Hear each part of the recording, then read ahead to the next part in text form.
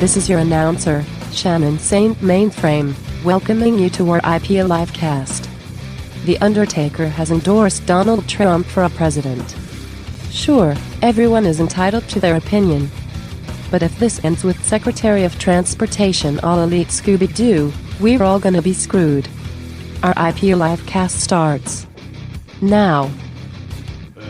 Secretary Scooby, I need you in the Oval Office. Imagine the oath of office with the Undertaker and the lights go out or whatever. I pledge to uphold and defend the Constitution of the United States. That would be kind of hot. Bible, would it be the urn that he puts his hand on? Yeah, he would melt on a Bible. He's the Undertaker. That's It'd a be good hot question. For the State of the Union if the lights lower and we hear the full end, the smoke enters the Capitol. Would it be and Paul Undertaker- Bear announcing him, like, ladies and gentlemen, the press? If he was still alive, rest in peace. He'd be the press secretary. Why are you killing children in, Oh my God! in Lebanon? Well, you're going to have to ask the Undertaker. I don't have an answer for that. Why? So that's a good question. Like, let's say the Undertaker actually ran for president. Do we get the Undertaker or do we get Mark Calloway? Oh, maybe for like foreign affairs issues, he's the Undertaker, but for domestic issues, he's Mark Calloway. No. So he's got to show the tough front for our Kim our Jong enemies. Un, Yeah. you will rest Yeah. in peace.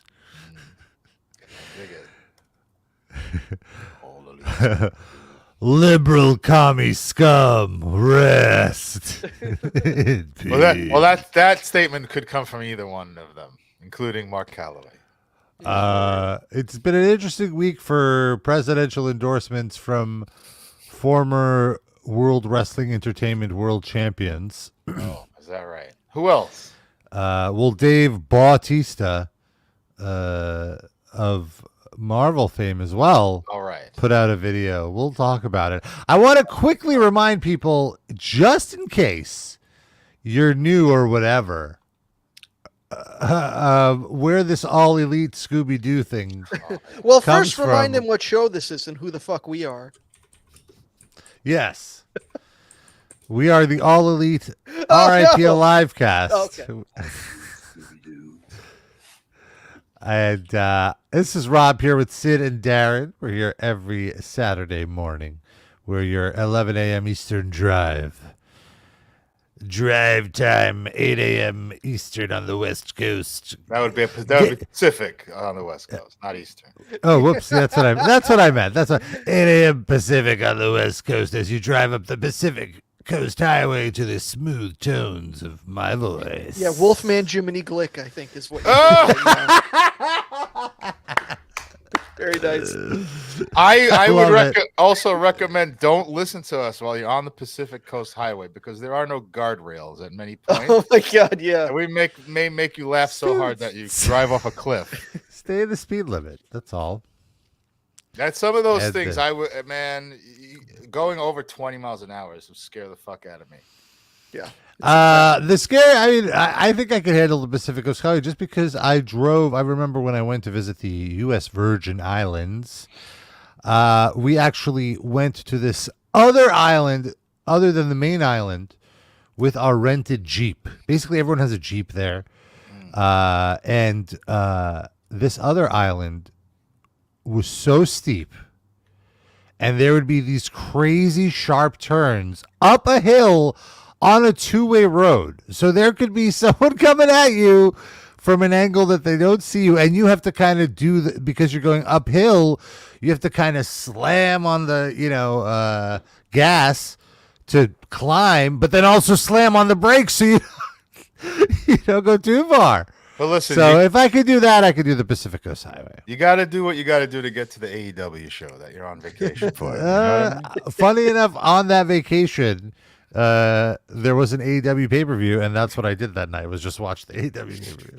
The only way to get reception was to go up the hill to see the AEW. Yeah, that's why we were driving up the hill. But here is the All Elite Scooby-Doo thing. It came, so Undertaker did did 10 cameos, and the cameos were each like $1,000 each, and they were some crazy price amount. But they were all in one day. Like he wore his yes, and he just did 10 of them in a row, and that was it. Yes, it was like a WrestleMania promotion. So, and then one of the people, this is what they paid for. It's so stupid. All elite Scooby-Doo. That's how I'm going to address you. Well, all elite Scooby-Doo. Congratulations on getting married. You did the right thing. In March of next year, What? your days as a single man will soon rest. That doesn't even make sense. In peace. The Undertaker is not a corporeal being. He lives outside of time, so his tenses of grammar don't match ours. Elite. Oh, I guess it loops over. Scooby-Doo. I want to see him laugh again. Just leave it. Hold on. That's how I'm going to address you. Well, all elite Scooby-Doo. Congratulations on getting married. You did the right thing. In the future. In March of next year. In what? Yeah, Your what? days as a single. This is what happens when you read the fucking cameo prompt as you're doing the cameo for the first. But also, it's just like, where are your improv skills here, Undy? You've been doing this for fucking 30, 40 years. Well, when they were actually allowed to improv, he was not talking. He just would stand there with the urn. Yeah, he had someone else do that for him. And now it's scripted. So. That's a very fair point. I just love that they did not do another take of this. He was so anxious to get through this that he laughed right through it, and they didn't even shoot it again. And it looks so fancy. They just have like a paper towel rack up or something. What the fuck is that? What is he standing in front of? Just a curtain. Yeah, like a curtain. Why is the Undertaker in front? He should be in front of like a blazing hellfire. Or something. Robert even gets 3 curtains to do this podcast, let alone the one. That's right. Undertaker got. Good grief! Step it up, Undertaker. Was he doing it at your place, Rob? It's a purple lighting. Yeah. And also, I want to say that costume that he wears, it doesn't work like when you can see his trunks underneath. Right? Am I right? He has that singlet, and the coat is great. All that stuff is great.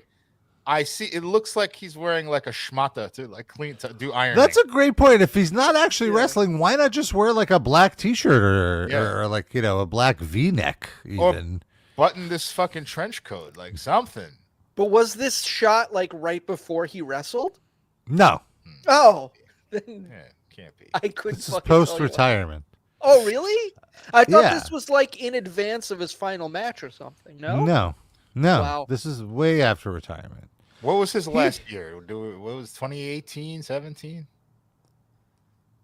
I don't even. Yeah, it was before the pandemic, right before the pandemic, because his 25th year was during the pandemic, and he had a weird retirement ceremony.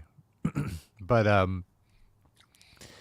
Undertaker in the news this week. So now as we've said, he's retired, and I don't know. I guess desperate for money. I don't know if he's even desperate for money or why, but he has a podcast now.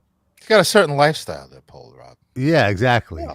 He needs some income coming in, and it's called 6 Feet Under. And that wasn't taken already. That seems like it would have already been taken. Well, he 6 Feet Under with Mark Calloway was taken. I don't think so. He can't still call himself the Undertaker, or he chooses not to. He's leaning out of that. He's like, it's not something that he owns. WWE owns the trademark. Oh, okay, so that's why. Yeah, is that why though? I thought it's just like he really is not being the Undertaker on this show at all. Is the point? Maybe that was the other thing. Oh, so that's so funny that you mentioned that, Darren, because for the longest time, he refused to do any interviews or anything outside of the world of pro wrestling because he felt it would ruin the aura of the Undertaker, and he took his shit so seriously. He was right. Have you seen him talk lately? Well, you're right, Darren. It is for the best, because if he did speak back in the day, I don't think he would have been as huge as he was, because he's a fucking idiot. He's not bright. He's not. Well, I will say, though, not to push back on what you're saying, because I agree, but he's far from the dumbest person that is in wrestling. He's articulate. Sure. Like, he's articulate. He knows how to form thoughts. He's actually an engaging, like, he's fun to listen to, but he says some very fucking dumb things. Out of nowhere, like it always hits me. Like, he'll say, "Oh, this guy is really not." You know what I mean? Like, well, even when he just his takes on modern wrestling, and anytime, I'm always just like, "Oh, shut up." Is he one of those like ex-athletes that says it was way better in my day and they've ruined it now? Is it that kind of thing? In not so many. He's not the worst about it, but his whole thing is like, they're just like it's like, oh, they're not doing it how we used to do it. They're too focused on the showmanship and not on the storytelling. Right. What I would say is he doesn't seem like angry about it, like in a Jim Cornette kind of way. He seems like bemused, like, I don't know how we got here. Okay. Sort of his thing. I don't get it, but I mean, then he's always cordial to the current wrestlers. He's not like these guys suck, or he doesn't like throw them under the bus. But he's like, what? I don't get. He's like I don't get it, but it's not for me. Okay, that's fair. I get that. Could be okay with that kind of a take. That's the vibe that I get from him. So this week it was interesting because there was a video put out on the Jimmy Kimmel show. Oh God, with Bautista, and I want to play that for a minute. Where he talked about, it was an anti-Trump ad. And then later in the week, we learned that Donald Trump will be appearing on the aforementioned 6 Feet Under with Mark Calloway podcast. Because I guess that's the, the tour, the press tour, both candidates are doing. They're doing all these podcasts and stuff, to get out the word. And it's an easy Trump thing. Especially. You show up in a room. It's a person who's going to kiss your ass for an hour, and then you get to there's no audience, no pushback. Nobody's going to shoot at you, probably. Right. So. Yeah, like Trump's been doing a lot of them. He did like Logan Paul's podcast. He did all these podcasts. Did he do that shitty right-wing comedian? What's that guy's name? Schultz? That guy? Oh, Andrew Schultz. Yeah. I think he did that guy's podcast as well. Yeah. He did that as well. Yes. Yeah, Darren, you don't need to go find out who that guy is. Who do I know that guy is like? Anybody? He's just like a right-wing troll comedian. I don't know. Crowder. Do you like Crowder? No. He's more talented, I would say, than Crowder, but okay, that's a low bar. Oh wow. But Schultz is huge. He sold out Madison Square Garden, which I'm just like, what is going on? Me. He was on that Tom Brady roast. That's the only thing I'd ever seen him on, and he wasn't particularly funny. We're like the Undertaker. I don't know how we got here. Comedy. Well, like I think with him particularly, he is as far as comedian standards, handsome. Oh, is that right? So I think that gets him far. He looks like he'd be like the handsome Nazi general. Like in a movie about Hitler, he'd be like the handsome second in command. Be like a Goebbels that fucks. Should that be the episode title? Goebbels that fucks? I'm not sure that would clear the censors. Darren, you're muted. I said I know this guy, and I didn't know his face, but I mean I know his face. I didn't know his name. Mm-hmm. Even the name Schultz. It's all very Hogan's Heroes. Goodness. Yeah. Because I've seen this guy on like leftist podcasts. Like he goes on and just he's like, hey, I'm not. Point. Well, no. He's like, I'm not for Trump or Harris. I think both parties are corrupt and stuff. Like he didn't give me he said some things I didn't agree with, but he didn't give me like a vibe of like he's a right winger. But I'm sure maybe his material is different. Yeah, I would say he's like what are those? He likes to be a contradictory. Oh, not contradictory. Libertarian. A contrarian. You mean contrarian? Thank you.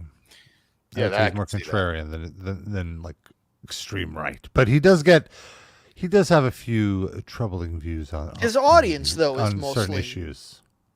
Right-wing bros, right? Mm-hmm. They're like the Opie and Anthony crowd, or Howard Stern when he was good.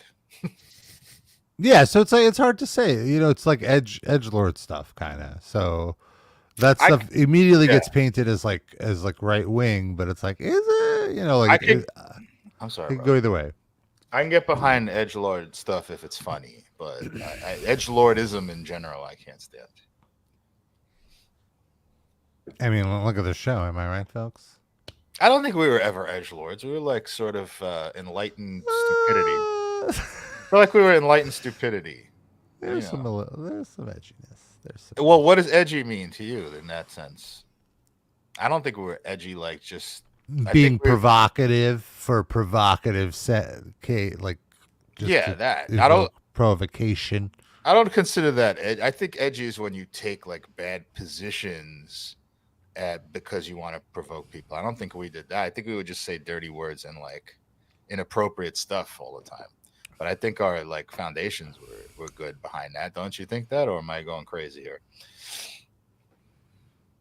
Well, I mean, you might think that they were good, but they might not have come off good. Like I understand. Yeah. Well, I'm saying that's my point. Is I don't think we were intentionally trying to. Hey, we're right wingers, just for a joke or something. Mm-hmm. I just want to say right now, I stand by all of my cynic trolling. Sure, and Rob still hates Psyopus. Yeah, well, we all do. Now we're leaning back into the edginess. That was what was edgy. No.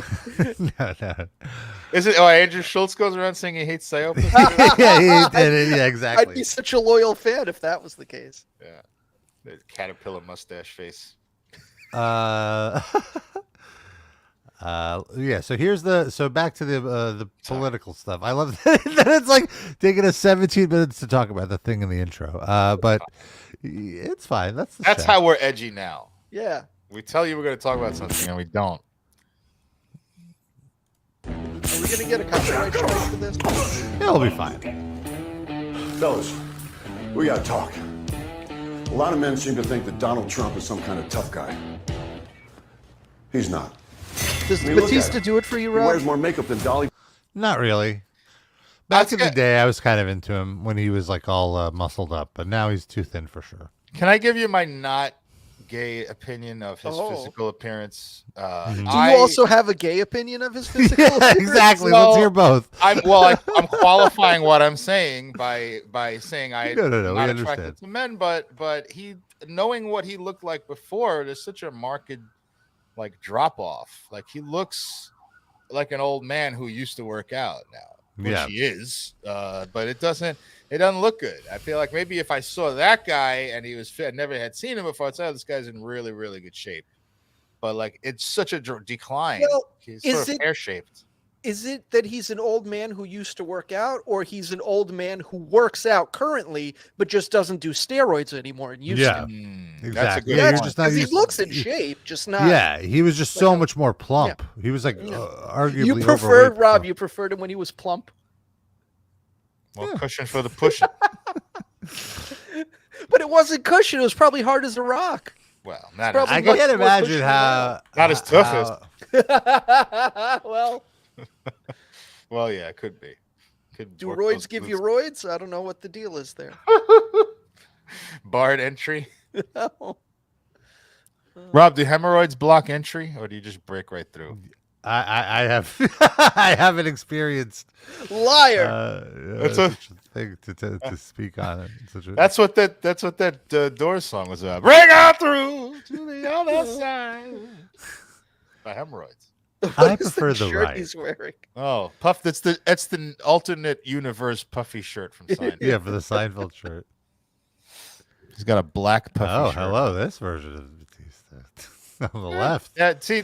No. Oh yeah. No, that's good or that's bad. I thought you were saying I'm just surprised. I've never seen him. I've never seen him look like that. Looks like Shrek in that picture. Shrek with glasses. Nice. Like when he puts I feel it's his bare chest that is the issue. Like when he puts a shirt on, he looks like a handsome old man. Yeah. The tattoos are a bit much for me too. He has kind of really corny tattoos. And like before, he used to only have a few corny tattoos, so it was much more tolerable. Are there wrestlers with that have tattoos that aren't corny? It seems like they're all like it's the same kind of like. I guess the Samoans. I don't mind the Samoan tattoos. What about Shawn Michaels with the S with the sword in the middle of it? That's not bad. That's fine. I mean, it's corny, but passable. Yeah. You know. There was some thought into it. It wasn't just like I'd give me the barbed wire. Yeah. Or like the Goldberg one is like the epitome of a terrible tattoo, because not only is it a terrible tattoo, but it inspired thousands of terrible tattoos and lookalikes. Five-finger death punch. The 5-finger death punch of wrestlers. Yeah, Goldberg is the walking embodiment of. Well, wouldn't he be David D. Rain Man? If you think about it, I think. Or is that too on the nose? No pun intended. Maybe because he's bald, but no. But Ivan Moody is also bald, so I'm just going with the Jew thing. Oh, the Jew thing! That didn't even occur to me. Wow. Oh wow. Wow. You forgot that Goldberg was Jewish. There's a lot of fucking Jewish holidays going on. Maybe I'm tuning it out. I got assaulted so many times that we're going to derail further, but these Jewish kids walking around with those plants. Are you Jewish? Are you Jewish? You're Jewish? You're Jewish? Every time. And it happened 8 times Just to explain to our non-Jewish listeners, it is the Jewish holiday of Sukkot. And these Orthodox Jews walk around with this. It's like, what is it, a lemon and a stork or whatever? Like, what is it? Stork. A stalk. A stork. A stork. No, it's a stork. Yeah, they walk around with this shit and just offer it to you. You have to touch the plant. And so they're like, "Are you Jewish? Are you Jewish? Say a prayer. Say a prayer." And I said, "Did you hold it? You held it today? You held it?" But I also want to add, they're not Orthodox Jews only. They're from Israel. They come on missions like those Christian kids from Utah come to New York and try to bring you they're like exactly they're the Jewish Mormon. They're the Jewish Church of Latter-day Saints. And they don't speak English because they only speak some of them do. They speak like passable English to get through the day, but not I was in the big park by me walking with my sweet baby Babka. And I didn't want to get bothered by them, and it was like, oh no, I can't call Babka's name because babka is a Jewish dessert, so it's kind of a giveaway, I feel. But it was so funny because they were just running around the park. Are you Jewish? Are you Jewish? And there were these kids playing soccer. And they go up to the soccer practice like, are you Jewish? Is anybody? And they're like, one of the kids yells, I did it yesterday. Just such a like, leave them alone. Do it again. Like, do they get, like, I'm almost like, why are they so intense? Do they get a commission for every fucking prayer they do? No, they don't. but it feels like that, right? I mean, like, they do in like the afterlife. Yeah. They get them probably. God is keeping score. They get a literal nickel falls down from Hashem, from the sky. A real one or a chocolate one? Both. Is that only during Hanukkah season? Hashem is very generous. No, but I'll tell you how all my interactions went with them. So I don't lie. They go, are you Jewish? Because I feel like I'm denying my people when I say no. So I just, are you Jewish? I go, yes. They go, would you like to touch my plant? And I go, free Palestine. And then they go, have a nice day. Have a nice day. And they go turn the other direction. It works. But there are some Orthodox Jews who are also for free Palestine. So what happens if they're like, yes, I agree with you. Now do you want to touch? I have an answer for that. I was waiting for that to happen, and when they would agree with me, you know what? I would reward them by actually talking. At that point, you are willing to say the prayer if they're anti-genocide. I would be falsifying my beliefs if I said the prayer, but I would engage them in conversation because you know what? I opened the fucking door. So let me be a man and say. Wait, so hold on. They say free Palestine, and you know you say free Palestine. They say yes, free Palestine. Would you like to say the prayer? No, sorry, I'm an atheist. Oh, okay. That would be false, but I applaud you for your progressive views in a hard place to do so. Okay, all right. But I ain't touching that fucking fruit. So for you, it's more of just like a germaphobe thing. Like, what if they had like those antibacterial wipes and they just wiped the fruit? Because it's not a real fruit. It's like one of those like. Yeah, no, it's like one of those Ross or Marshalls, fake fruit. I didn't know that, but I don't know if these kids had the fruit yesterday. They all had only the plant stalk. The stork? The stork. Baby, I got pregnant touching the. But you're always playing up the germaphobe. Like, I'm not. I live in New York City. I'm playing it up. You're the one that mentioned it. I didn't mention it today. I didn't say that. I said I'm not touching. You said I don't want to touch that dirty fruit. So dirty. that would imply you did say dirty. You did. Don't make me rewind the thing. I'm gonna say I don't think I said dirty. I think I said I'm not touching that fucking plant. Go ahead, rewind. Okay. Maybe it was that. Maybe it was that, and I interpreted it. I think you have such a low opinion of me being a germaphobe. Not low opinion, but just I've marked. Maybe Rob is a germaphobe. Is that? I'm not a germaphobe. I don't have that like. Dirty I'm anti-germaphobe. Yes. I think I'm most wary of getting a sexual like transmitted disease. That's it. I don't really have that touch from a fake fruit. But I wasn't saying that. I was saying I don't believe in this, so it would be a hypocrite to engage in your stupid rituals. You would lose a little bit of respect for yourself if you did that. Is what that's a good way to put it. Yeah. I'm not touching your etrog. That's what it's called. But I'll tell you, I know what it is. I'm just as educated as you, motherfucker. I'm just smart enough to know better. Anyone who's listened to this show for 15 years, you know what all these things are. Yeah. About to be 16, by the way. Pushing our 16th anniversary. Wow. So now it's 26 minutes that we haven't gotten to Dave Bautista. Yes. But yeah, so Sukkot it's celebrating the harvest. Oh, isn't that nice? You said a prayer for a good harvest. For the also so that they can make the J2 with the wheat and the all the other things. And you got to be careful because some of the Zionist ones, not only do they make you pray for a good harvest, but they also make you pray to burn down the Palestinian olive trees. So you got to be careful for that part of the prayer. Don't say that part of the prayer. How would I know it's in this gibberish that they're saying? I'm fucking from the Talmudic, scripture that they have. How the fuck do I know? I could be praying for them to explode every Palestinian in the world or something. That's why I don't do these things. I don't want to put that out there, that energy. Yeah, maybe it actually works. You don't want to be part of that. Yeah, for real. Just in case.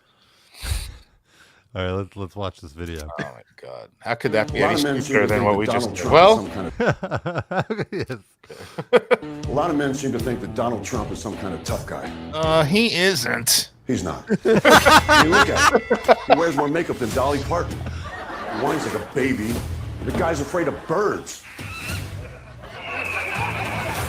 Donald Trump had his daddy pay a doctor to say his Will feet hurt so he could dodge the draft. Look at that gut, like a garbage bag full of buttermilk. He sells imaginary baseball cards pretending to be a cowboy fireman. Guy's barely strong enough to hold an umbrella. I mean, look how he drinks water. That's right. Like a little pink chickadee. He's got jugs, big ones, like Dolly Parton. He cheats at golf. He creeps around beauty pageant dressing rooms. You know that little dance he does? He looks like he's jacking off a pair of giraffes. He's moody, he pouts, he throws tantrums. No, get those lights off! He acts like a 5-year-old behind the wheel of a truck. He bends over for Putin. He's cattier on social media than a middle school mean girl. The guy needs help walking downhill. Almost there, Grandma.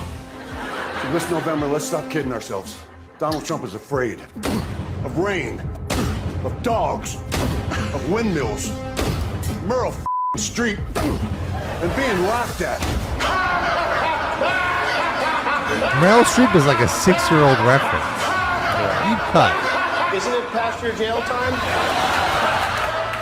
And mostly, he's terrified that real red-blooded American men already out of find breath. out that he's a weak, tubby toddler. Mommy, take me home. Mommy, I want to go home. What's wrong, tough guy? Did someone grab you by the Whiny bitch. I love that reaction from the studio audience when he said, "Grab him by the pee," like, "Oh yeah, tell him." Another 6-year-old reference. So it's like they're overall, I like that though, but. I like his delivery. I never would have guessed back in the day that he would be as good of a performer and actor as he turned out. I thought that's a great point. Like he nailed his part. Mm-hmm. The writing was a little questionable. That's exactly what I told Rob when I saw this video. We had a chat, and I said, Dave Bautista, let me just separate this. Dave Bautista is amazing in everything he does. Yeah, love him. Other than punching a few punching bags and getting winded, and they didn't cut that out for some reason. But his delivery is wonderful. This thing is like they're trying to out stupid Trump. It's like they think Trump won because he was so stupid and appealed to stupid people. Let's try to outdo it and make him look stupid to stupid people. Well, yeah, like the idea is like, everyone, these people say that Trump is such a tough guy. Let's get an actual tough guy to point out how not tough he is. But let's also say, all right, Trump, this is what I learned from this. Trump is like a woman. He has tits. He's bitchy and whiny like a woman. That's the thing that also turned me off about this. That we keep we're calling him grandma, we're calling him a mean girl, we're saying he has a pussy. I understand the intent, I guess, is to just Trump sees this and it would offend him. Right. Yes. But it's still I agree. You're better than that. Come on. You're adopting the things that Trump says about women in order to slander Trump. And then Dolly Parton, how the fuck did she get into this twice? Trump is like Dolly Parton? You think you're going to make people not vote for Trump by comparing him positively to Dolly Parton? Like, come on, everybody man. loves Dolly Parton. And the last thing that I thought about this was that he's a draft dodger. Like, okay, Trump objectively was a draft dodger, did not go to the war because he was a pussy. That's true. But that also means he didn't murder any Vietnamese. But nobody gives a shit about that, Darren. That's a very Darren specific complaint. No. What do you? But I mean, what do you mean by nobody gives a shit about it? Nobody thinks about it in that way. Nobody's he didn't he dodged the draft because he didn't want to kill people. Nobody. No. I don't think anyone thinks that. I think Darren, let me tag in here. Okay, I think even with the framing is wrong. He didn't want to go to the war because he's a pussy. Well, let's stop right there. What does that mean that he's a pussy? He didn't want to fight in a dumb battle that, Again, I think you're way overthinking it, and that's not at all how most, 99% of the audience receives that joke.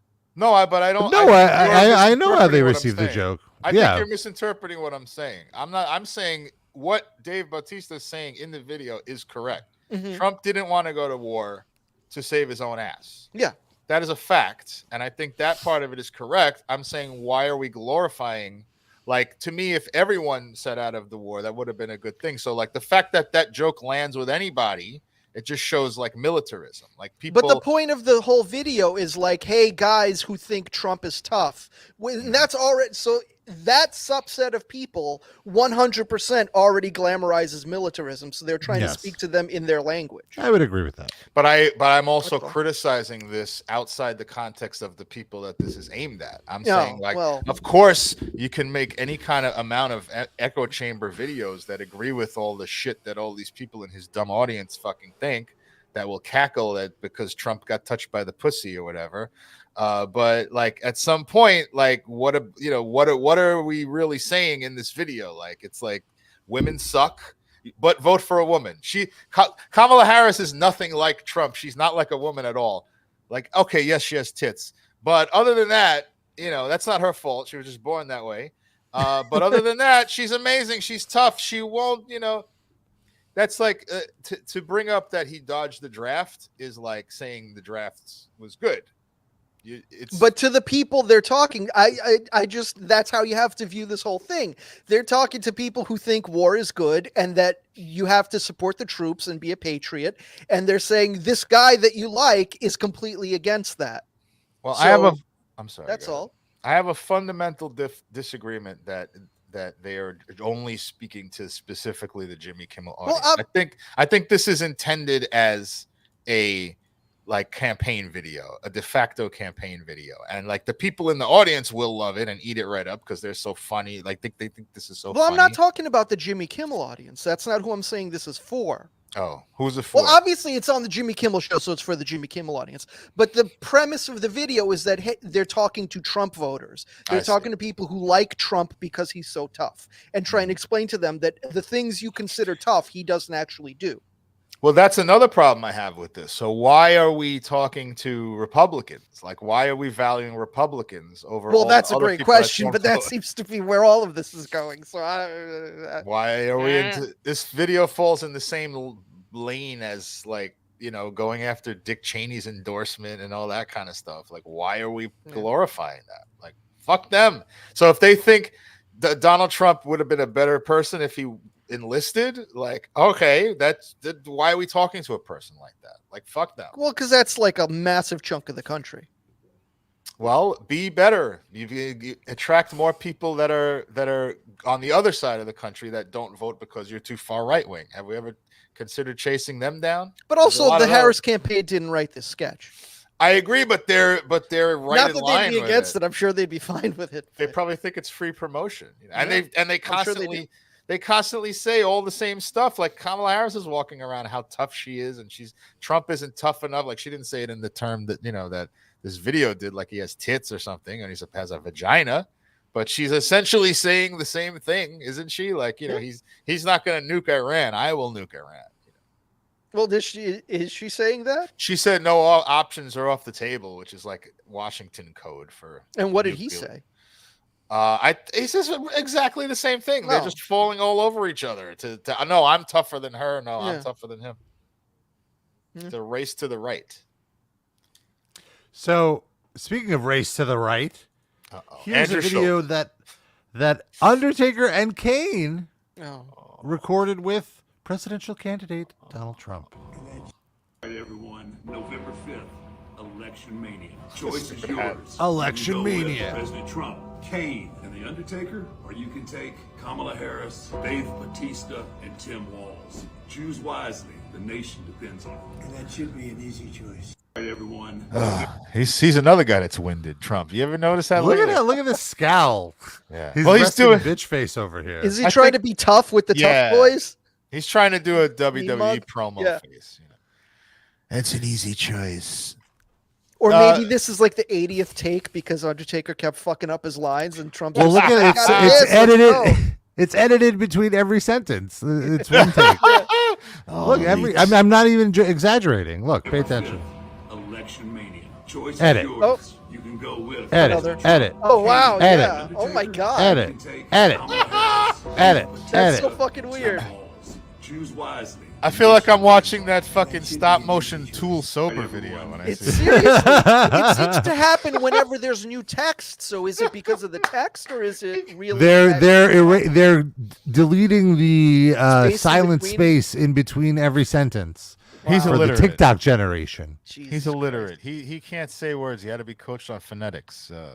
Oh, right. Everyone. Yes. Vote for Donald Trump. Well, I'll say about this video what I said in our Discord yesterday when it was posted is I don't understand why Harris has to stick with Walz as one of her tag team partners where Trump gets to replace Vance with another. Why does professional Trump have the wrestler? Brothers of Destruction? Right. And Kamala only has one pro wrestler? Like Walz that has no doesn't pro seem wrestling experience. It's like that old thing in wrestling that she couldn't find anyone in the back to be her mystery partner. Is there has there been a Not even Rey second Mysterio? pro wrestler to endorse Harris besides Bautista? Is there anyone, Rob? I went with Doink the Clown because of the cackle. Like, But he's dead. You could put anyone in that fucking Doink makeup. Well, then you could put Tim Walz in that makeup. Oh, well, I guess Jesse Ventura has endorsed Kamala. Oh, yeah, Would that's that right. count? Oh, Yeah. okay. He's alive. Yeah. He's still alive, right? I bet he could Yeah, take he's- Kane at this point at least. Oh, I don't know. And it's so funny because Kane is the mayor of Knox County, Tennessee. So it's like, he found the tiniest town in Tennessee to say that he's an elected official. And he's trying to transition now into national politics or whatever. So I was wondering, like, how did Trump, of all the podcasts to do, how did Trump end up on the fucking Undertaker podcast? And I have to feel that Kane was the conduit. It's gotta be Kane. Could be Linda McMahon. You're right. Linda McMahon is in his cabinet, and so they're just like, we have to appeal to the everyman who doesn't watch the Sunday morning news shows, who isn't plugged into the politics. We need to talk to those people because those are the votes that we're gonna get. So right? let's go to the show. Strategy. Let's go to the show hosted by a mega multimillionaire that has never talked to a regular person or shopped in a grocery store in 30 years. Yeah. I'm fascinated to listen to this interview. I'm going to listen to it, of course. Oh my God. Likely on 2x speed, because one, I have ADD, and two, I would not be able to stand listening to these people actually talk. This is how when I try to listen to these shows, like hate listen now, I've been doing the Overcast has really good speeding up features. I can't listen at normal speed anymore. Same. Even something you like, though? Something I like, I'll listen at 125. Yeah, that's absolute slowest I can go. And even that is like... The only time I will listen at one speed is if it's an interview with someone so fascinating that I even want to hear their cadences and like how they... but it's very rare. That or a dense interview. But like, for example, if I'm listening to a podcast with Norman Finkelstein, who I love to hear pontificate about Israel, but speaks incredibly slowly, I'm on like 2x speed. Yeah. He's got Norman Finkelstein. He's like this a long-time activist. His parents were killed in the Holocaust. Okay. I think I know who you're talking about. Yeah, we played Palestinian activist. Okay. Pro-Palestine. But yeah, or like if I'm hate listening to something and it's like, okay, I don't care about this part. That's when I go to like two, because you don't. I'm like, all right, get through this question to get to the good stuff. I never go to 2. 1.75 is the fastest. 2 is when I don't care, when I'm skimming essentially. Like that. That's when I go to 2. So I will definitely be on 2 so it's like I want to hear the setups. I want to hear Mark Calloway being like, oh my God, we have an illegal immigration problem. Yes. Illegal immigration needs to rest. Yeah. We need to send the fentanyl issue to a casket match. Does he do a lot of Undertaker references on this podcast? Have you ever? No. He's just like an everyman Southerner. Like what I've seen, I've just seen clips. I've never listened to an episode. I've seen excerpts when it gets like, headlines. And it's essentially just him talking about his old matches or whatever. Okay. That's what gets the hits. Imagine if that's the whole Trump interview too, is just like talking about Hell in a Cell. Oh my God, that would be so great. See, that's what a few years ago, Chris Jericho on his podcast had Donald Trump Jr. Maybe like right after Trump won. And it was such a tough listen because I almost took Jericho at his word to be like, I'm just an unbiased journalist. Blah, blah, blah, blah, blah. Meanwhile, it's just he asks the puffiest, question, nothing question. Lets Don Jr. go off for 10 minutes on his dumbass fucking rants, completely unchecked about any lie that he says. Obviously, not like Jericho's fucking fact. Yeah, he doesn't know. Right. Yeah. But like to him, it's like I'm being unbiased. It's like, no, there is a inherent bias in allowing him your platform. But it was a nothing awful interview until like the little morsel at the end when Don Jr. talked about WrestleMania 4 and 5 and being there and like meeting Hulk Hogan. I was like, oh, this is actually an engage. Like this could have been good if this was the interview and not. But then you'd be like talking about the fan. Do you really want that to happen? Then him not talking. I would never be a Don Jr. fan. Then him talking about like the fentanyl and whatever. I'll tell you what. Even before fucking Trump ran for office. Like before 2016, when I'll tell you exactly what it was. What does fentanyl have to do with anything? Why did you just mention fentanyl? That's like a big thing. In the Mexicans are bringing fentanyl over the border, and but what does that have to do with Chris Jericho? Well, it has to do with Donald Trump Jr. That's Rob's point. That's Rob's point. Is that's why, Rob, you are the master of squared circle pit, because when you have the person on, you don't talk about what they know about. You talk about the thing that they like. If they can go anywhere and talk about the stupid fentanyl. What are Thank you, Darren. What are you a fan of? You talk to the metal guy about the wrestling and the wrestling guy about the metal, dummy. So in the 2012, metal guy is also a huge fan of the fentanyl. To your point, like I hated Don Jr. before because we have a friend who is a talent booker at SiriusXM who is friendly with Don Jr. And he was mentioning how Don Jr. was going to be at the Roger Waters show at Yankee Stadium in 2012 that I went to, which is my favorite concert I've ever experienced live. I've talked about it on the show. Go back in the archives, folks. And I remember even at that time being like, Don Jr. can't like Pink Floyd. Get the fuck out. Like, Pink Floyd is singing about like what a dipshit Don Jr. is. Yeah. Like, you can't. Get out of here. Get out of here, Don Jr. If you're talking about the same serious talent booker that I think you are, I remember when we all went to a Yankee game with him, and he also mentioned that Don Jr. was there for that. Does he just get Don Jr. text updates? Like, what the fuck? They were friends. I don't know if they're still friends, but when did you go to a Yankee game? Well, I think it's because he booked he booked like on he got us on the show. in for free and like we talked about this. We spent the whole time in the free buffet where we had like lobster claws and shit, and like we watched maybe I remember we watched maybe 2 innings if even. But at one point he's like, I hear Don Jr.'s coming. He's gonna be here soon. And we were all just like, and I do remember being like, oh no, I don't want to be polite to Don Jr. And we didn't. We didn't get to meet him. Yeah. So yeah, I'm very excited to hear. I wonder if they're going to talk about Undertaker's favorite wrestler. You know, like, oh yeah, for sure. You know, I was a big Bruno Sammartino freak. Yeah, love that finishing maneuver, the headlock, terrific. You don't see that anymore. If anything, he's just going to talk about how, because of him, he had the highest buy rate in WrestleMania history. Yeah, for that hair versus hair match. I took the best Stone Cold Stunner that ever was. That WrestleMania, I remember, was a turning point in my fandom because I remember I watched it. It was when Sid and I lived together, and Lonnie came over. And Lonnie, this was already when Lonnie had stopped watching wrestling, so he's just like kind of checking in. And the whole time he's like turning to us and be like, "This is what it is now." And I remember just being like, no, he's right. It's so bad. It's so embarrassing. I was so embarrassed.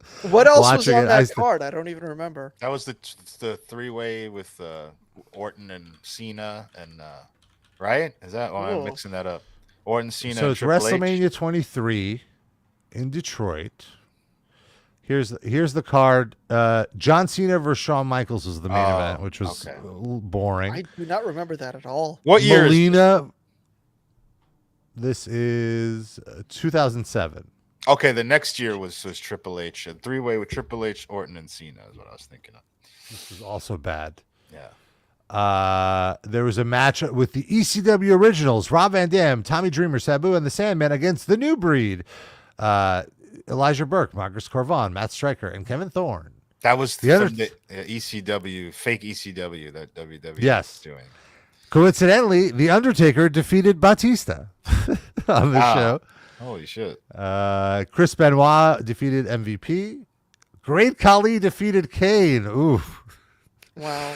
And then there was a Money in the Bank match. Has Khali endorsed a candidate yet? No, he has not. Not that we know of. Probably Eric Adams. I feel like he's probably. I feel like the Kamala connection is strong. Khali, Kamala. All right. Maybe he knows her mom. A part Indian. He endorsed a candidate for the Bangladesh cabinet. He didn't care about House of Commons. Politics. Yes.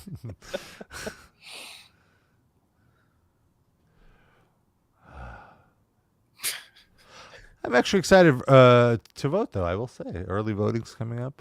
Yeah. Make your voices heard, people. I don't care who you vote for. Just vote. Who are you voting for? I'm going to vote Green Party. We live in New York. It doesn't really matter. Same. I really just want some third party representation. Yeah. So now we have Bautista on Kamala's side. We have Undertaker coming out for Trump. Who's coming out for Jill Stein? Didn't David Duke endorse her last week? No, what wrestler though? I mean. Well, she rejected immediately rejected it. Let's not spread misinformation. Yeah. But also, a lot of the like Kamala Harris fans were like, "Oh, see, a fucking racist came and endorsed it." But meanwhile, like she rejected it immediately, and then Kamala Harris is on like a she's like parading Dick Cheney's endorsement. Is that really that much worse? But what does it mean to reject an endorsement? Well, she said, "I don't support this guy. He's a piece of shit and he's a racist, and I don't stand for that. And look at my platform. I'm for reparations." What she said is like, I don't see how he could endorse me when I like my views are completely conflicting with his. Someone else? Did he endorse someone? I don't know, because he doesn't give a shit. He just doing that to. He just wants the publicity. Yeah. Or he's paid behind the scenes by the Democrats. Oh, Jesus! How much would that more take? likely to be paid by Trump? Why Trump? No, I guess that I see what you're saying. Yeah, she's to the left of Democrats. You know, that's the people who want the Democrats to be more left would, if she's going to have any impact whatsoever, and probably not much, they'll be pulling away from them probably.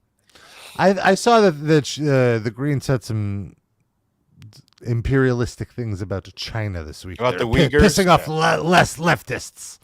I mean, that was probably a very stupid thing. No, her VP running mate said that he listed off a bunch of things that we should, like a bunch of genocides that, not just Palestine, but like everything around the world. One of them was the Uyghurs in China. And it's a very like a far left thing that's like a CIA op, and that's not an actual genocide that's happening, and it's used to demonize China by right wingers like Trump.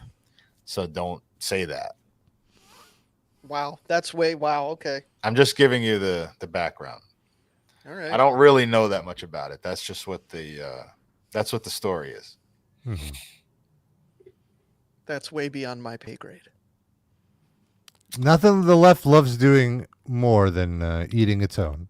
Well, I don't think that's eating its own if that's actually true. I mean, that's like, I agree. Don't say that, But it's a deal breaker then. That's it. It's because done. if we don't have deal breakers, like what's the point of voting for Jill Stein? The whole point is that it's a deal breaker to vote for genocide and killing kids. So if we're not going to have deal breakers, if we have deal breakers, they should apply to the third party candidate too, right? The whole point is to be altruistic. So you can't just be like, oh, well, but I'll settle for this guy promoting something horrible. No, you can't do that. That's fair. And it's very easy hole not to step in too. Like we didn't have to say. And then someone pointed it out on Twitter, and the guy was like, "No, fuck you! Like you're wrong. I met with Uyghurs and fuck off." So then if he actually has some firsthand information, then he's free to say that. He's of course. I don't think I was saying like he's not like he should be made to shut up or anything. I think he's just like they're going to lose votes from that. But I'm not going to get many votes anyway. So what's the difference? And I feel like these votes that they're losing are people that are just looking for excuses to not vote for anyone. And like, if you worry about that, then I don't think it's. There's wingnuts on both sides, man. Like if you're chasing the wingnuts, then you've already lost. But I don't think it. I think it's like branding them as wingnuts is the problem. Like I think there's the reasonable. Anyone can be crazy, but like there's like the majority of the craziness is in the middle. You know what I mean? So like people, there's plenty to go around. I wouldn't necessarily. The majority of the people are in the middle. So if you're just going by raw numbers, but percentage wise within each group, I would say. So which retired pro wrestler would vote Green Party? What do you think, guys? Raven. Well, because I'm not going for by who they would vote for. I'm going by like who represents them because he's outside of the mainstream. Like he's an ECW stalwart, and I know that he sort of interjected himself into the middle like Jill Stein is doing, but he's really outside the whole process. Or who's someone even a deeper cut on like a Roadkill? Blue Meanie? Beulah, like who never showed up in WWE. Beulah seems apolitical to me. Maybe Finley. He had the green color palette. The Irish. No, but he was Rob Van Dam. He was the world champion for WWE though. But he's very green. It's just green. Jesse Rose Buffalo says Jesse Ventura. Jesse Ventura endorsed Kamala. Yeah, that's a problem. So he's out. Lost a lot of respect for old Jesse. Well, maybe he's friends with Darren. You ever think? Yeah, he's friends with Tim. It's understandable. He's with Tim Walz. He's like him and Tim Walz are buddies from Minnesota. From the Minnesota. I mean, so everyone that lives in New York State, I'm supposed to like everybody here. Is that what you're saying? No, but he's colleagues with him. They work together. So, what is that? So he respects Tim Walz. So I could see why he makes the and I think it's also a lot of his endorsement is anti-Trump. You know, it's he never did that before. He didn't do that in 2016. He was like, you're right, but now it's a bigger issue. Maybe he thinks Hillary sucked worse than Kamala does. Yeah, which saying to me, I don't know. Yeah, I would say they're equally. I think Hillary Clinton was far, but this is maybe a function of the times and not who they are. But she was far less. She was not far less. She was less over the top with her rhetoric. Like even she was like, okay, Iran is bad, China's bad, Russia's bad, but we need to have like peace talks. And she's like, Kamala Harris is like, just attack. We're ready to attack anybody if needed. Just way over the top, ramped up rhetoric lately, which is very frightening. From Trump too. I'm not leaving him out of that. I mean, I don't remember a time when rhetoric wasn't ramped up. Everybody's been afraid of World War III forever. It's all just talk. I disagree. I mean, I think to some extent, yes, but I think the degree is off the charts now. I think they're saying there's just unrestrained hawkishness now. Well, Darren, speaking of rhetoric, you said you wanted to mention an argument you got into in class recently. Oh God, yeah. I don't know if this is a good segue, but I have a film class that I was in, and it's mostly because it's the major. It's my major, so these are like advanced classes. So some of the people are a little older, but it's still like 20 to 30-year-olds, I would say. And there's two people that sit like right. We always have the same seats all the time. There's two people that sit right behind me to my left, to my right. Sorry, and there's one of them is a trans woman who is, presenting. I would say, male presenting, but like wears dresses. Because was there a term for that, Rob? So I'm not being insensitive. Like. The clothing aesthetic is feminine, but the person is not trying to be very feminine outside of that.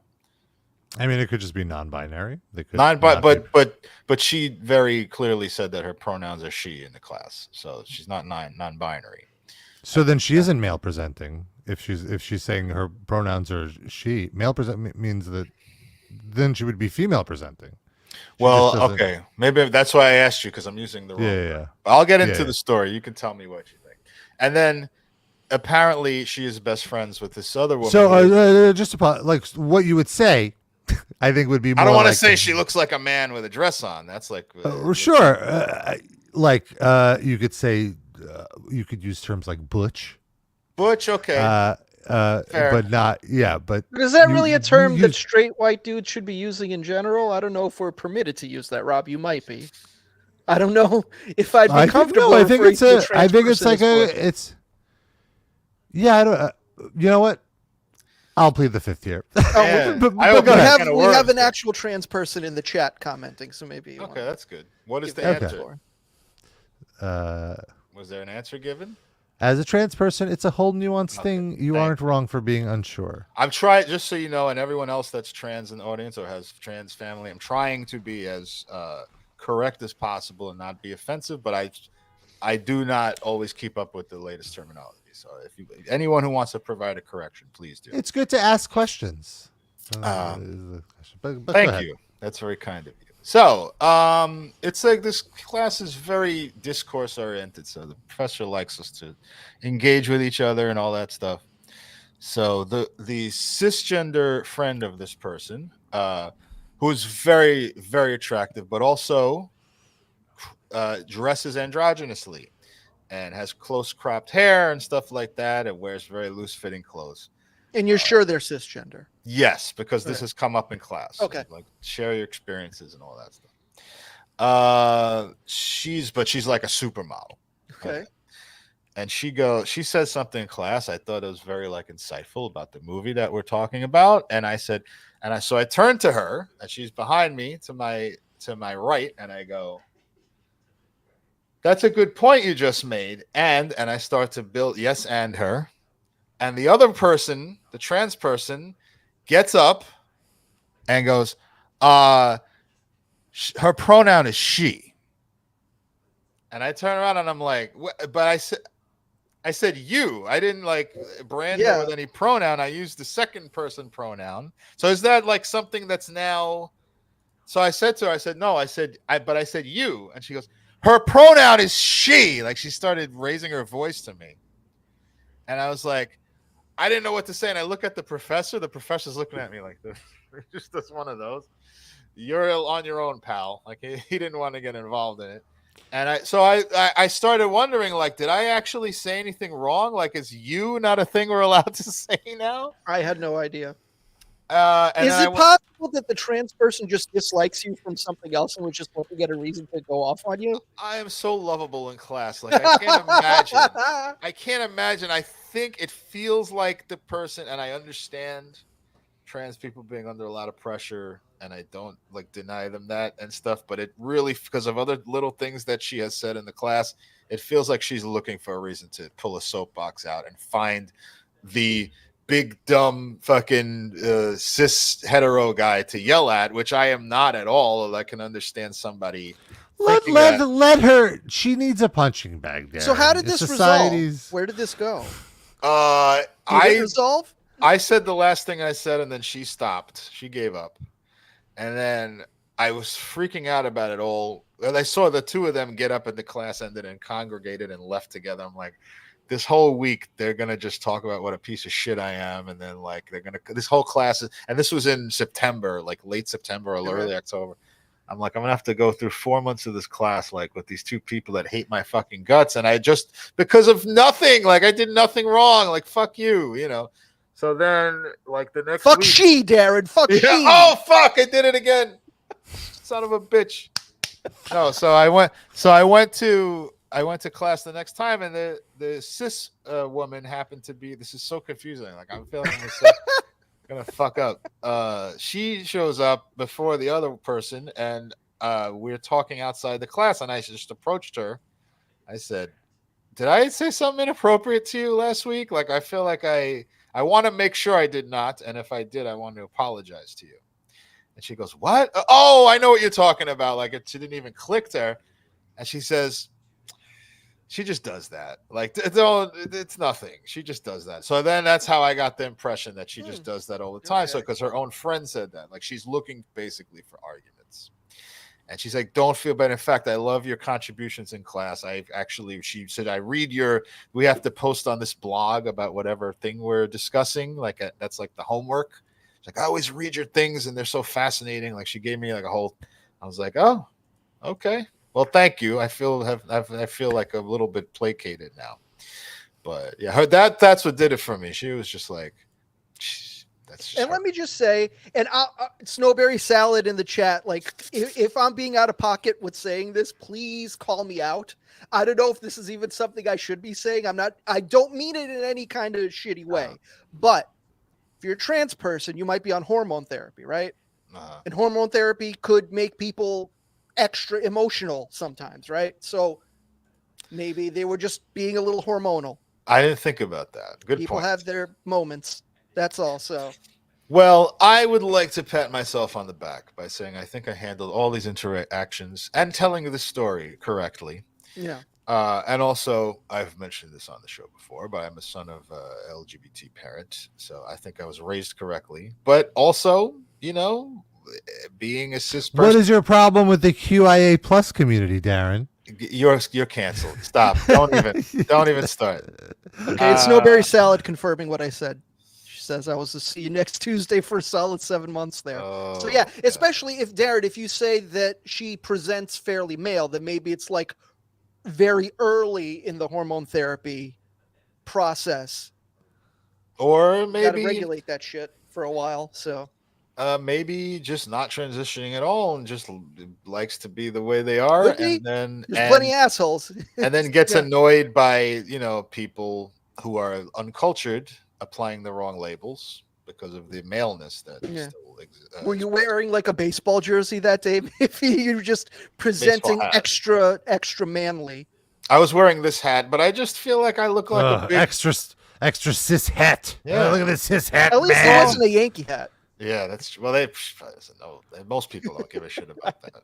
But Rob, what Rob's joking about, I think, is actually accurate though. Like people, not accurate, but the perception I get is accurate. Like that I'm a big dumb lug, and like this is just I typify, stupidity and like thinking about gender issues like one dimensionally. So I find that people think that, or even about like gayness and stuff. They automatically assume I'm a bigot just because of my build or how I dress or how I walk or whatever. Darren, the victim of prejudice. I don't know. I don't paint myself that way. I'm just white racism. Talking openly. Like I do think I understand why, but like a lot of people who look like me probably do that. But it is prejudice. I'm not going to sit here and cry about it or ask Dusty Rhodes Muffler says they thought you were Mark B. Wow. That's Dusty. I thought we were friends. Shame. Go to hell. Go to hell. Move the fuck out. And then the trans person said I was a Jew bastard. Be a man. Throw a set of balls. Oh, no, don't say that, Mark. Oh, no. Come on, Mark. Come on, Mark. Come on, Mark. So insensitive. Trying to get rid of those balls. Yeah. Oh, here's another one. All right, you ready? You want to find out what a man is? You come at me with this. He's holding a dildo in his hand. He said that. This is what Mark says when he's barring the entrance to the women's bathroom. You don't belong here. Oh, God damn it!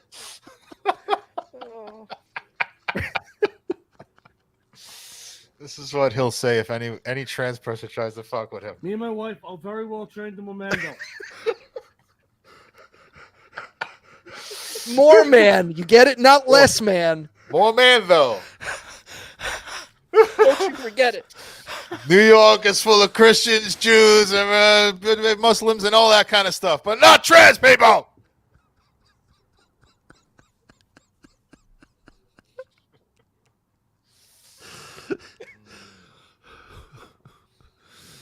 Dusty Rhodes Muffler requesting the Stan Lee clip. Darren, if you have it. I do. I only have like the whole clip, but I'll play a piece of it. Sure. Oh, I actually don't have that. Oh no! It's dead with Stan Lee. But, yeah, right.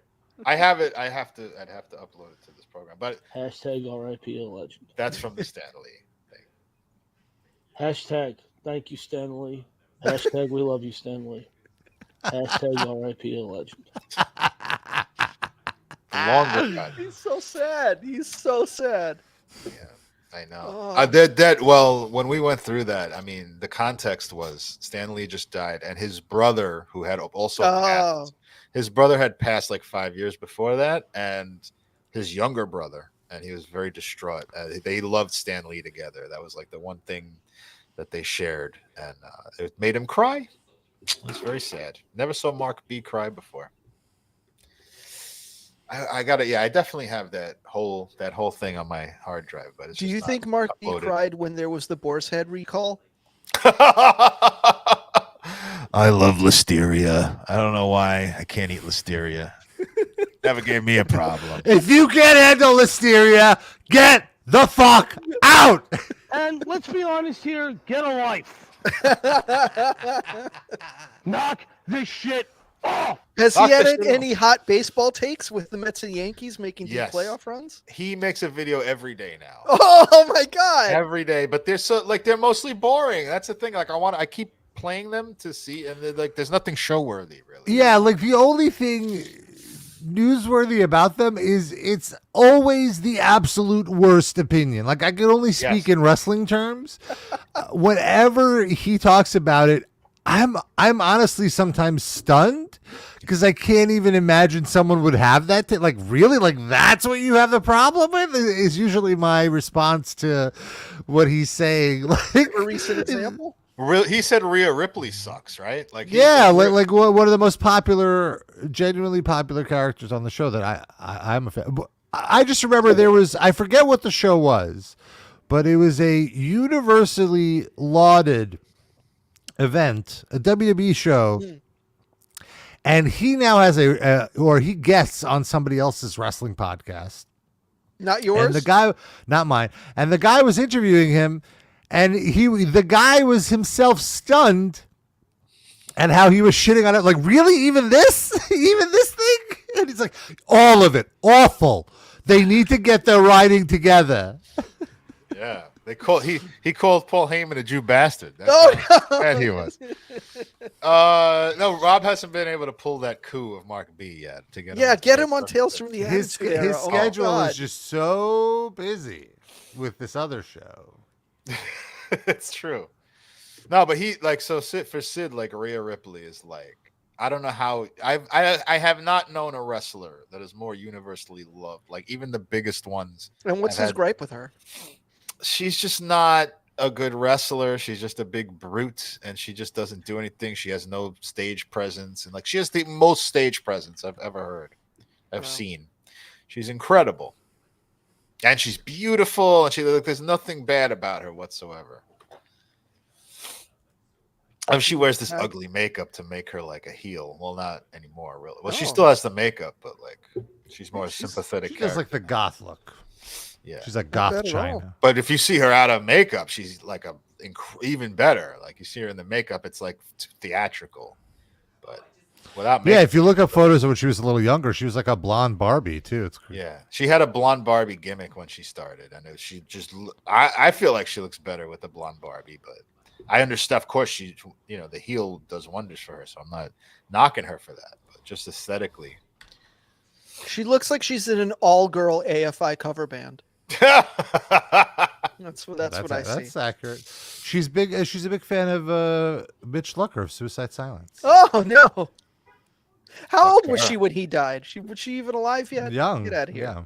Early teens, probably. She about 30. Her entrance. She does his signature stomp as part of her entrance. I didn't even know that. He had a signature stomp. Yes.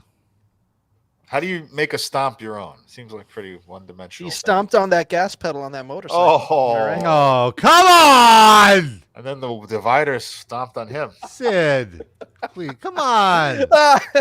Sid, I got away with it. He just only called you out. I made a really bad joke. Yeah, the Edgelord is back, baby! Okay, that's what you meant by Edgelord. I can see it. I was thinking political. We did say some shocking things.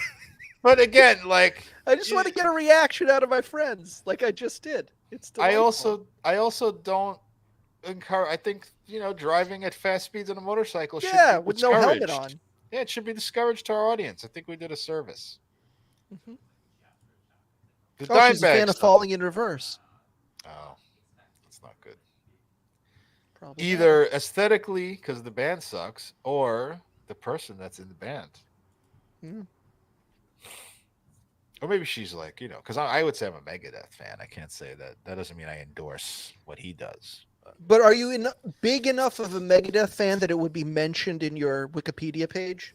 Definitely not. I mean, well, if the Wikipedia page insisted on listing my musical taste, then probably. I feel like it would be prefaced, though, with saying you're famous for your Dave Mustaine impression, making fun of what a shithead he is, though you are also a fan. It wouldn't lead with the fandom.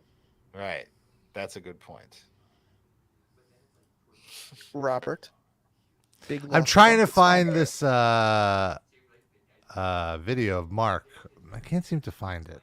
I remember I commented on it, so maybe if I find my comment. Oh my god! So, what does he think of the Mets? Is he big into Grimace? Like, what's his whole of all? Well, he's a Yankee fan. He's a Yankees fan, but he's like adopted the Mets because his dead brother is. Okay. Yeah. So he's rooting for a Subway Series real hard. I haven't heard him say that, but I would make sense. I'm going through his timeline, and he wrote that like, "Oh, my brother would have loved this," so he is rooting for the Mets when they made it to the championship. I miss Jeff sometimes. I was just thinking about him the other day. Just, like went by one of these parks that we played on the softball team in. I got a little choked up. He died very young.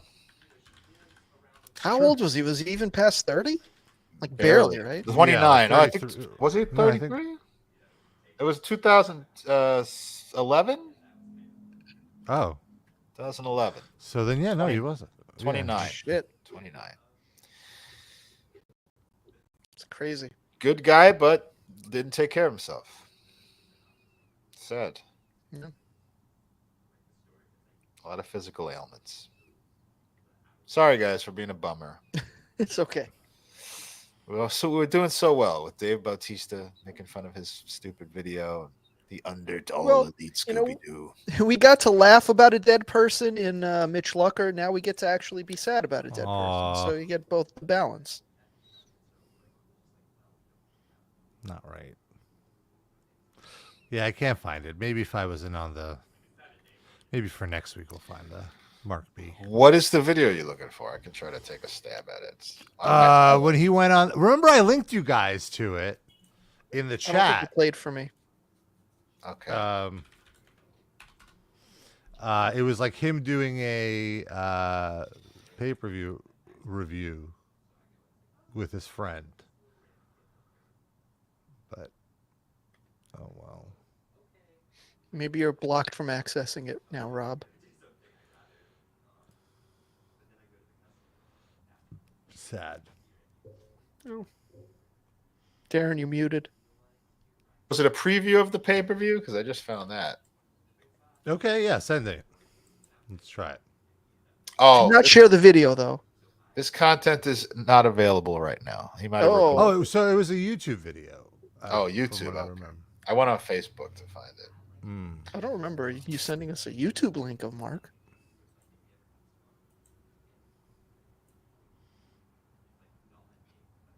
Folks, welcome to us looking for a video of Mark. Did you just do an impression of what he said? That'll suffice. No. Oh, fine. Do you want to tell us about your experience at a concert last night, Rob? Yeah, I went to see Opeth. It was a very nice event. And I really enjoy Opeth. They're one of my favorite bands. I recently had a moment where I fell in love with them again. Not that I ever stopped liking them, but there was a moment where they kind of changed their sound up to be a little more like 70s prog rock, and I liked it, but it wasn't quite what I wanted out of Opeth, so I maybe took a break from them for a little bit. And then they announced a new album, and the new album's like, we're going back to the old sound. It's like, oh, curious. And it got me listening back to the old albums and realizing how much I loved them. And made me wanted to go see them live. And I saw they were playing King's Theater, which is very close to where I live. And I'm still so blown away that there's a beautiful concert venue, a beautiful auditorium. Quite lovely. On Church Avenue in Flatbush. It's such, just because, I drove to the area and I parked about an avenue away from the venue. I found parking on the street. Very excited about that. And the neighborhood itself it's a black neighborhood. There's a Southern Baptist church a block away from the venue. Well, that's why you're so surprised that there's such a nice venue there. You don't think black folks should get that. That's not what I meant, but you can certainly get that unfavorable interpretation from what I said if you're being cynical and perhaps a little edgy. And Well, it was just very clear once I was getting close to the venue and who was there to see Opeth, because it was these white goth chicks that did not look like they fit in the neighborhood. It was Rhea Ripley. It was Rhea Ripley, exactly. And I really do like the venue, and I really appreciate, like, obviously I wasn't going to smoke inside the venue. It's a beautiful theater, and I have too much respect for a gorgeous venue like that. Madison Square Garden, I'll smoke the fuck in there. They have central air. But King's Theater, they'll probably let you smoke. MSG, they'll kick your ass out. No. Oh, MSG, I was fucking lining up like it was no really? tomorrow. Get out of here. Okay. Although I'm sure I was on Facebook. James Dolan knows who I am now, though, But did you do it discreetly, though? Like, or did you just whatever? I'm just going to smoke at my seat. I always do it discreetly. No, I smoked at my seat, but discreetly. Right. Like, I cupped my hand, I would hold it down. Okay, so maybe you just didn't get caught, but MSG is like trying to. No, everyone was smoking around me. That's why I'm saying it was fine. And also, like, I wasn't even. They're much less hardcore about it than they used to be. And even I remember at Barclays Center, which is not. It's like the secondary arena in the city. I went to see a Tool show, and Tool had a no photo policy, and Barclays took that policy to an extreme, to the point that if you even just took your phone out and they saw your phone like light up, they would kick you out. Damn. It was so stupid.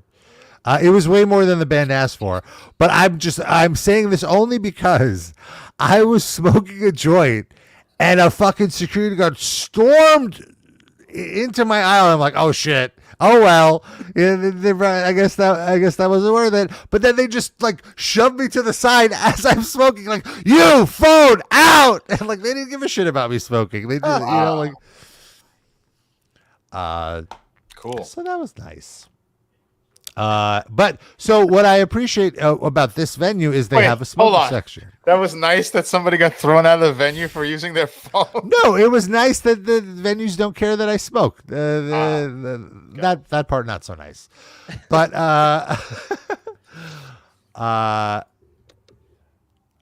at King's Theater, they're nice enough to provide a smoking section outside. Snowberry Salad says, and then they arrested Darren. Yeah. Well, no, I didn't get arrested. That's how I know Rob didn't get arrested.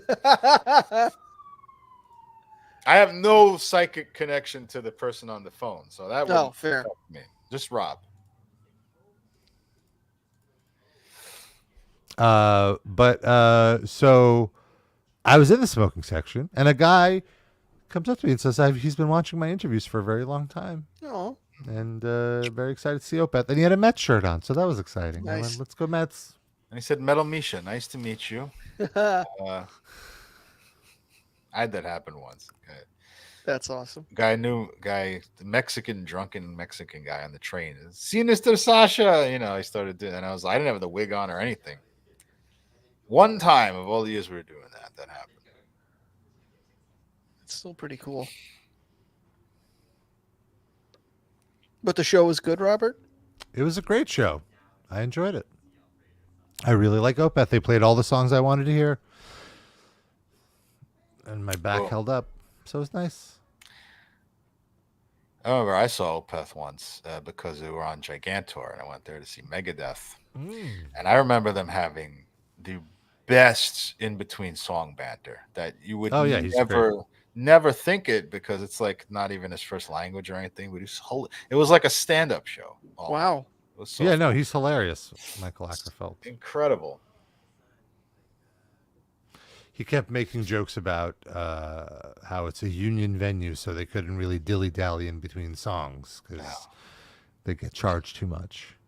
And then somebody asked for a cover of You Suffer, and they obliged because the song it's a Napalm Death song that's 2 seconds long, so they just did it very quickly. It was very funny. And then he's like, all right, we got to keep moving, though. It's a union venue. We can't. Someone must have drilled that into him for the show. Yeah. Are there any non-union venues in New York City? Yeah. Brooklyn Monarch, Brooklyn Meadows. I guess I meant Knockdown more like Center. Not teeny tiny little baby size. I guess Knockdown Center is pretty big. Yeah. That's non-union? Wow. Meadows is like 1,000 person. I'm going there tonight.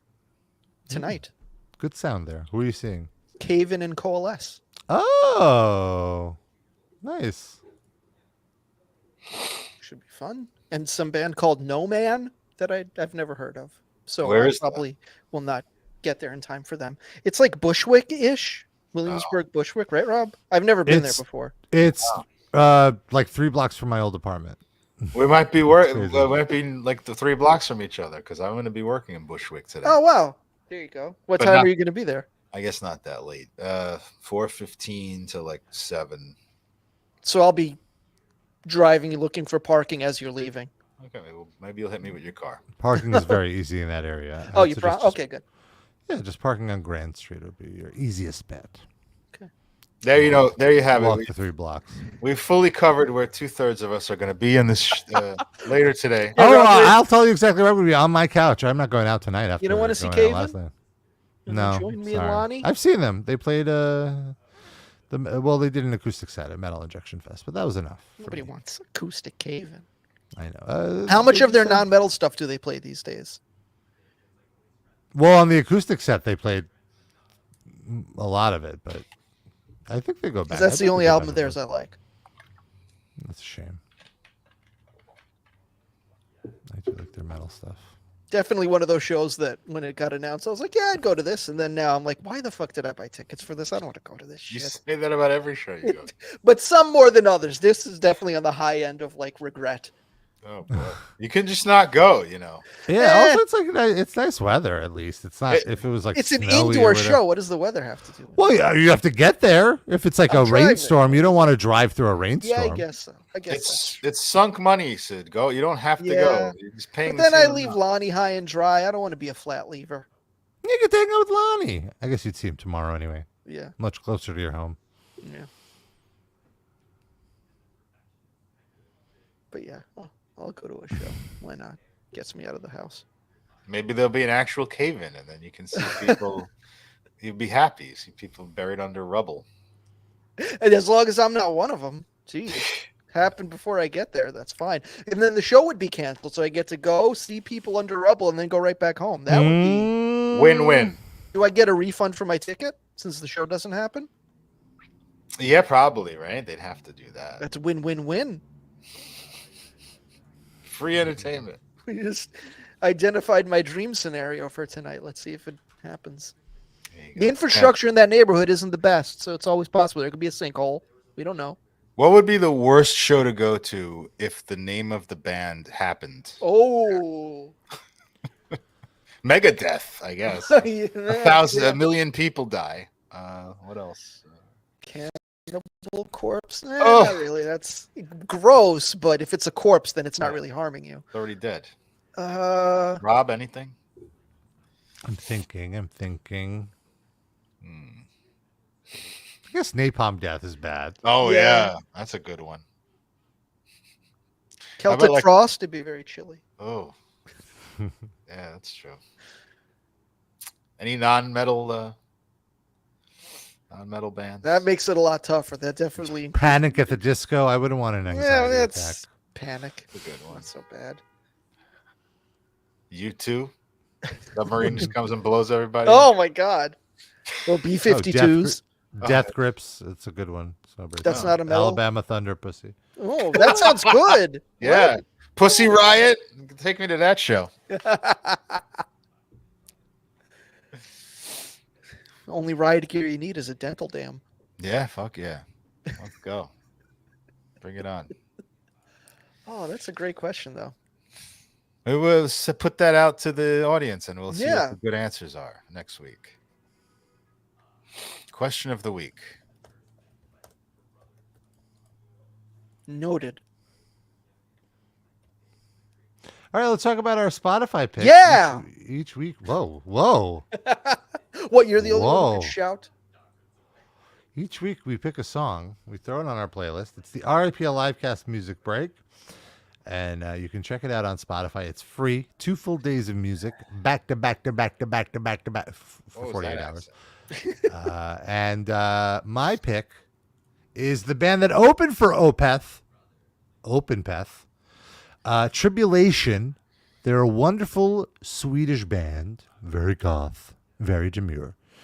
and I've enjoyed them for many years. I've spoken their praise on the show before. They have a new album coming out, and they played a song from the album, and I really enjoyed it. It was the first time I heard it. It was in a live setting. I thought they were saying the song was called Satan Coming Down, but it's actually Saturn Coming Down. Well, which not is as cool. Both of those things could be bad happening at a show if it happened. Yeah, right? it's true. True. You don't want a planet to crash into the earth. Yeah, and Satan would come up, right? Technically. Yeah. Well, he came down the first time. I guess that's true. Okay, so it could be like a prequel. Fair enough. So, but it's a great track, and the vocals are very, very fun.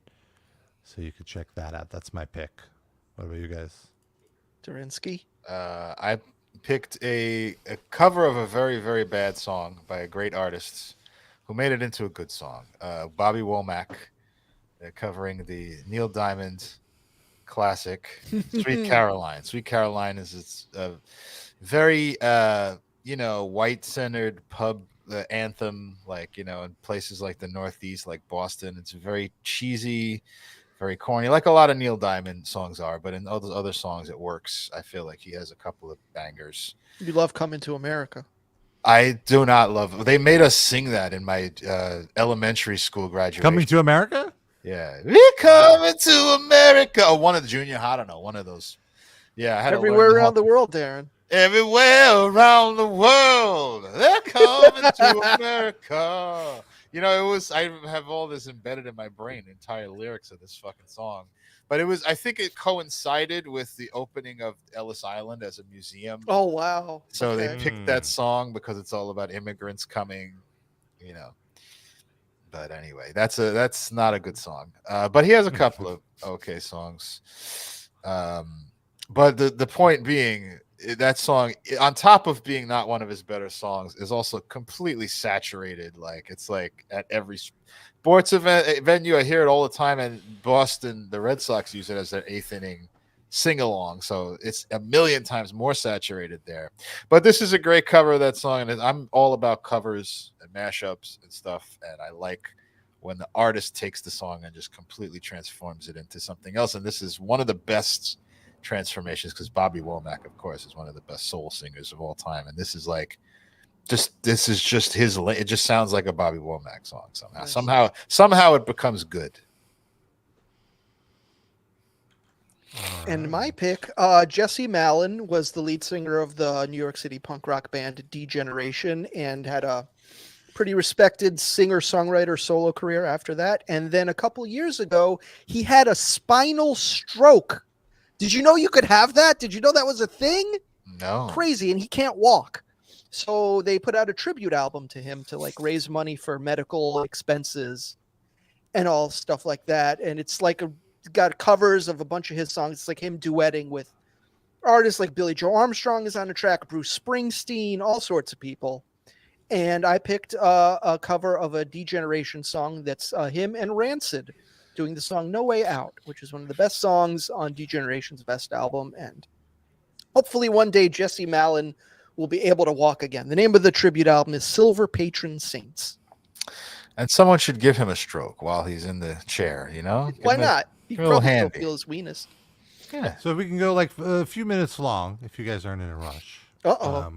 I did find the Mark B video that I wanted to tell you about. We can watch just the first. I mean, it's a 1 hour video, so we're not going to watch the whole thing, but just the first few minutes of it will give you a taste of what I was talking about. Of all the reasons to go long, this is number one. Yeah.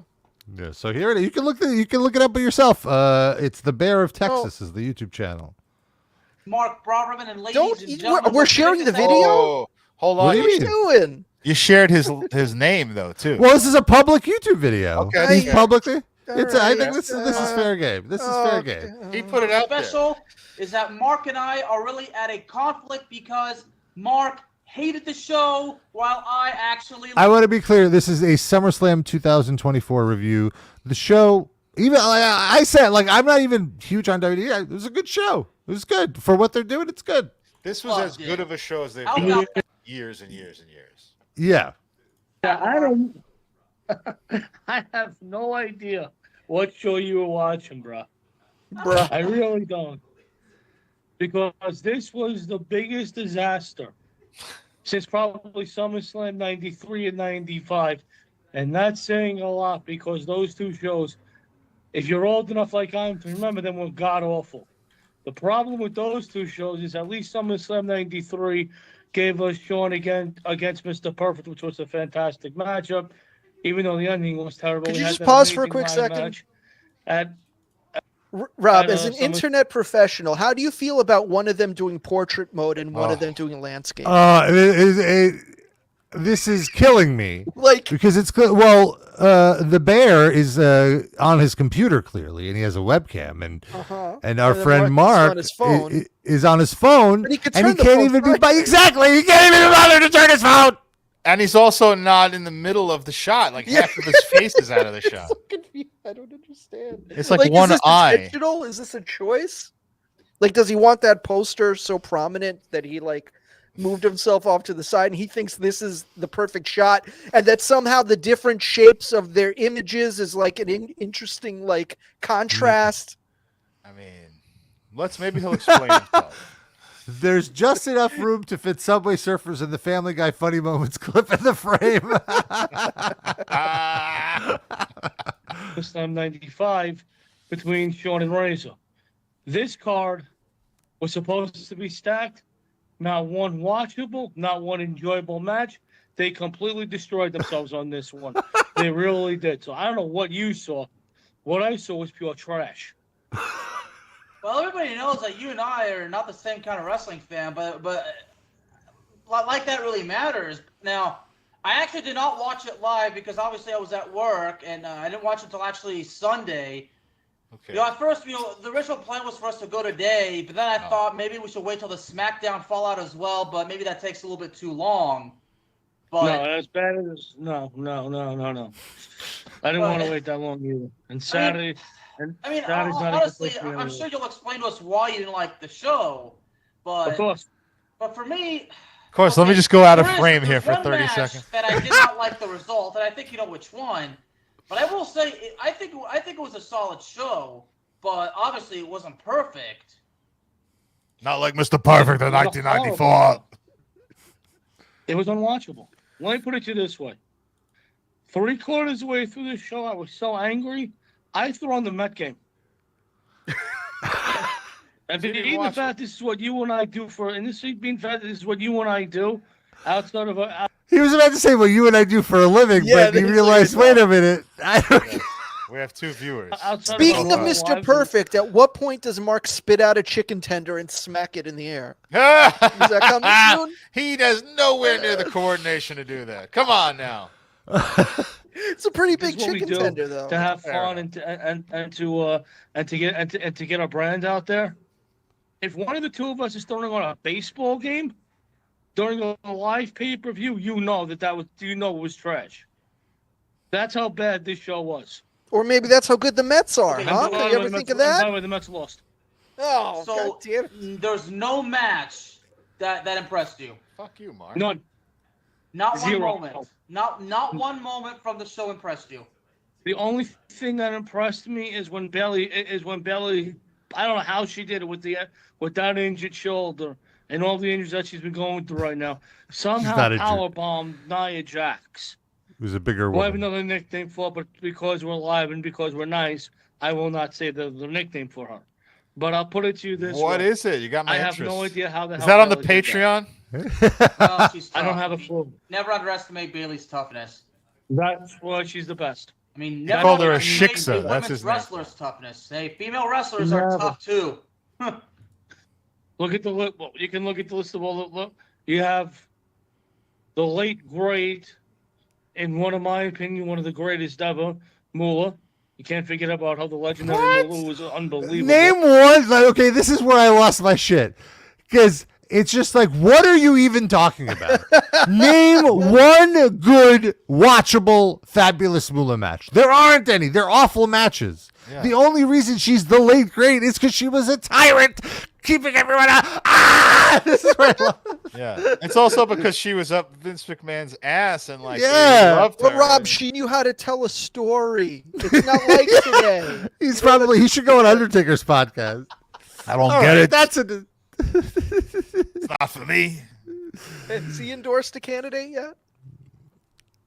I think he's Mark. I don't know if he's pro-Kamala, but he's definitely anti-Trump. He's a lib. He's a super lib. Yeah.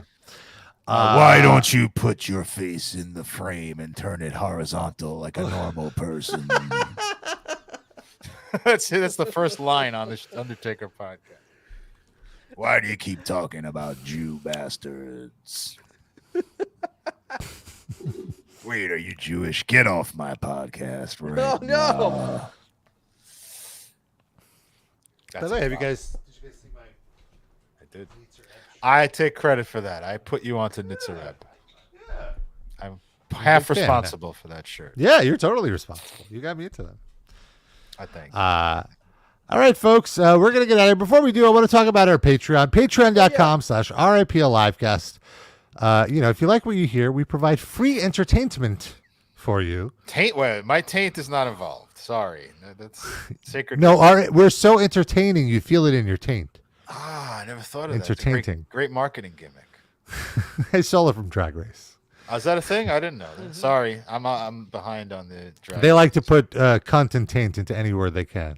Oh, okay. So it's not specifically entertainment? No. It's just any word that's morning. That's where it started. But I guess it's not taint in there. But good morning. Like, why is there a T in there? I don't get it.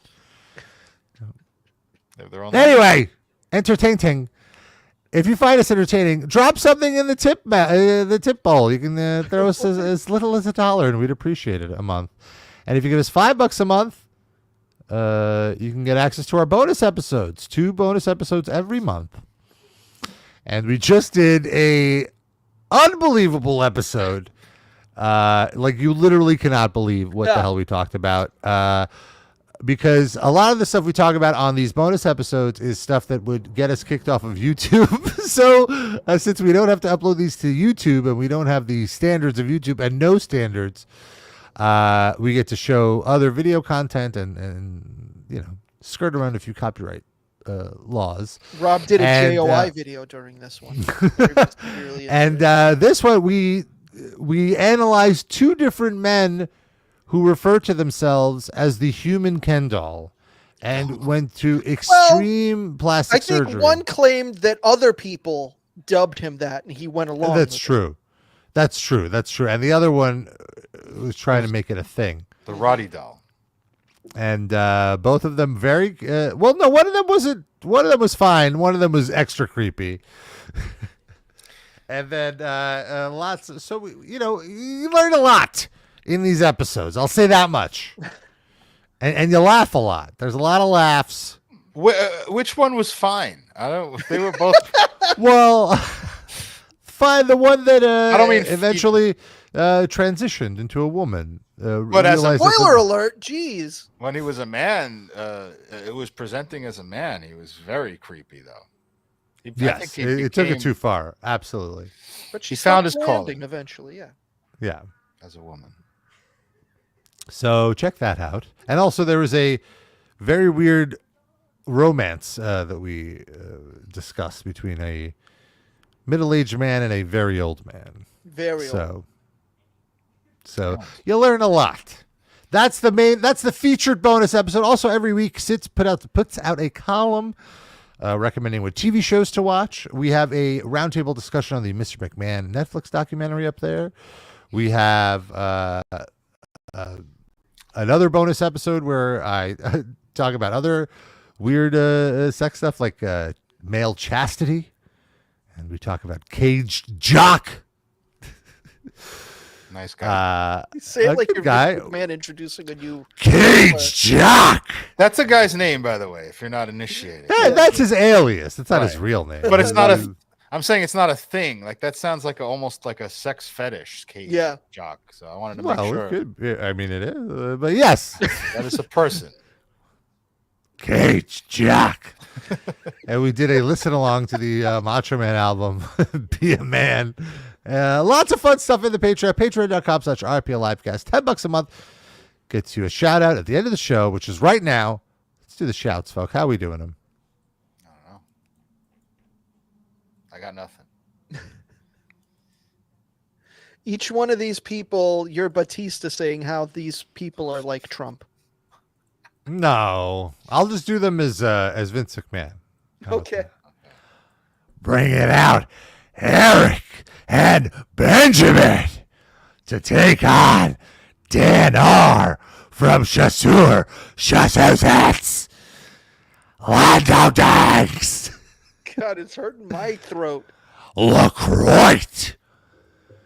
Corey and Scotty H. That's 4 very big grapefruits, I would suggest. I can't forget about Aaron and the indomitable Mr. Schmelzer. There's only one Mr. in this conversation. That's Mr. McCann. Douglas, who are you? Levishead. Slinkies. Gender. And Randy. Bennett. God. All right. My throat hurts. Yeah. That's our show, folks. Until next week. We're going to be out an hour early, I think. We love you. We kiss you. Bye-bye.